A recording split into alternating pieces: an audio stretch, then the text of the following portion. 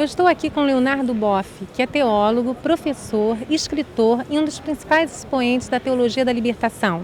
Ele completou 70 anos e comemorou no Instituto Metodista Bennett. Qual a importância do Bennett na sua vida?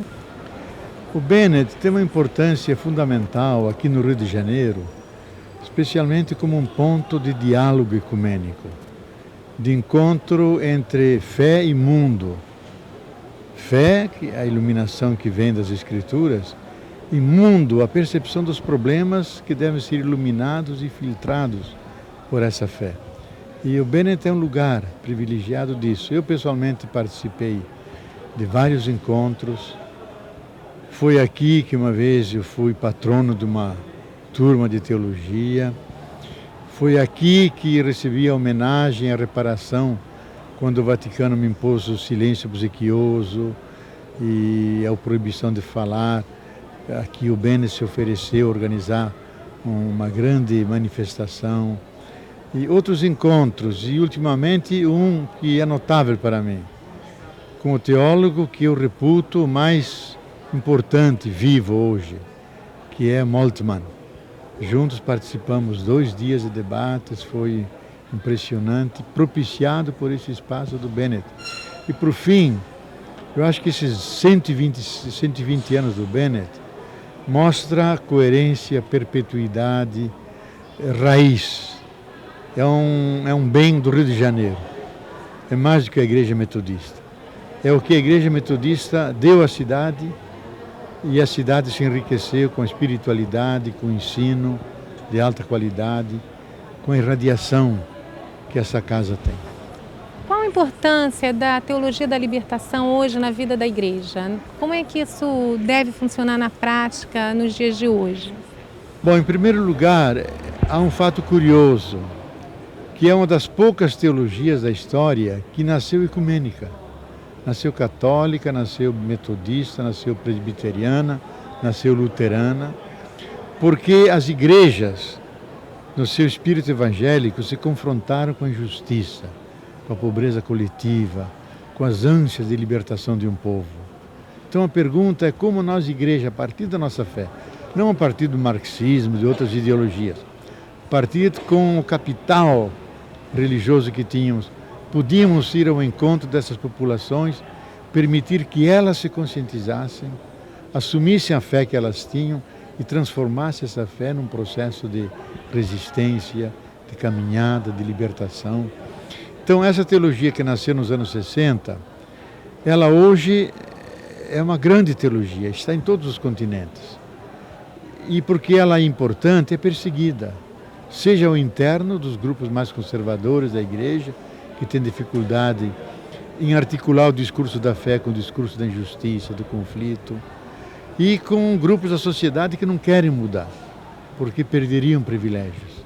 Então é uma teologia que faz bem para os pobres.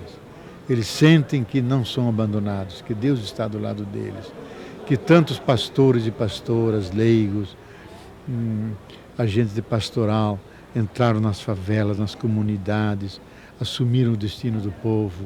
E isso acho que é a grandeza dessa teologia. Mas hoje muitas igrejas têm um trabalho dentro das comunidades, um trabalho social forte, né? Com as congregações perto de comunidades carentes. Isso significa que a teologia da libertação está mais próxima da realidade da igreja? A teologia da libertação nasceu vindo do grito do oprimido. O oprimido grita porque tem fome, não tem casa, não tem salário. Então, como fazer que ele não grite mais?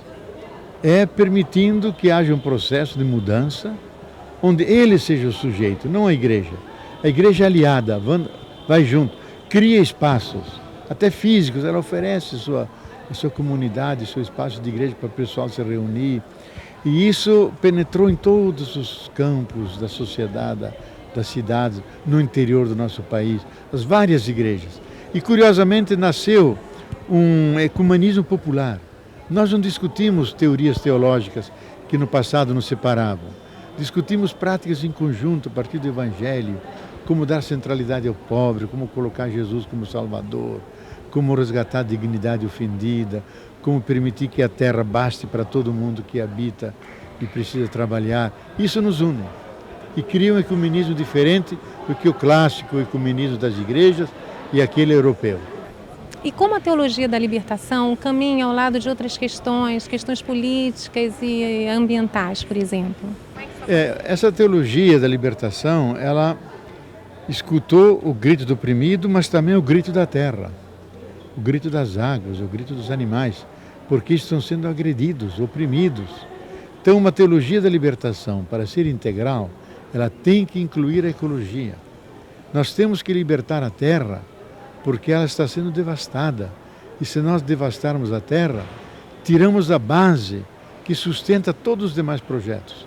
Destruímos a casa comum e perdemos o futuro. Então hoje, a questão ecológica é uma questão de vida e morte. Como a fé cristã anuncia Deus como soberano amante da vida, em todas as suas formas, nós queremos que isso seja efetivo.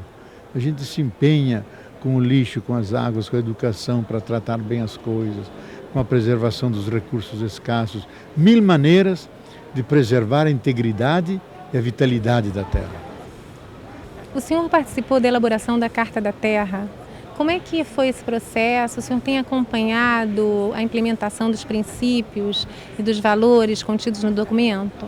Esse documento é o primeiro documento da sociedade civil mundial, porque mais de 100.000 pessoas se empenharam, de 46 países, grupos de base, quilombolas, comunidades de base, centros de pesquisa, igrejas, religiões, se empenharam em reunir tudo aquilo que nós considerávamos importante para preservar a terra. Disso nasceu um documento que é um dos mais belos, está se difundindo no mundo todo. Houve países que incorporaram inteira a Carta da Terra dentro de suas constituições, especialmente esses países que se libertaram lá para além do Afeganistão, naquela região. Então, ela está entrando nos processos educativos. A Unesco declarou esse documento como importante para a formação das consciências e para entrar nos currículos escolares. E o nosso sonho é levá-la para a ONU, para ser discutida e, caso seja aprovada, entre na Carta dos Direitos Humanos. Então temos algo completo, a dignidade do ser humano e a dignidade da terra. E aí então teríamos um instrumento até legal para defender a terra e punir, julgar aqueles que cometem crimes contra a dignidade da vida. O senhor está fazendo 70 anos e a gente está encerrando o ano, começando em 2009 praticamente. O que o senhor ainda gostaria de ver na vida da igreja e na sociedade como um todo, em termos de fé?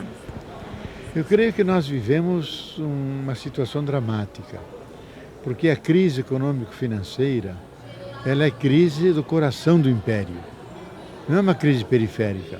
Significa que essa forma de produzir, de explorar a terra, de fazer antes uma economia virtual, especulativa, que a economia real, que essa fórmula não deu certo. Ela significou um veneno. E esse veneno não pode ser usado como remédio. Isto é, não podemos fazer mais do mesmo. Temos que mudar. Então, eu acredito que o ser humano, a realidade toda, está cheia de virtualidades, cheia de energias novas. Nós temos que invocá-las, trazê-las, elas abrirmos a elas e elas virão. Então, eu creio que vai sair uma perspectiva de esperança para a humanidade, porque o instinto de vida é muito mais forte que a pulsão de morte. Nós não queremos morrer, queremos viver e vamos encontrar os meios de garantir a vida nossa e do planeta inteiro. Professor, muito obrigada pela sua participação aqui com a gente no Bom Diálogo.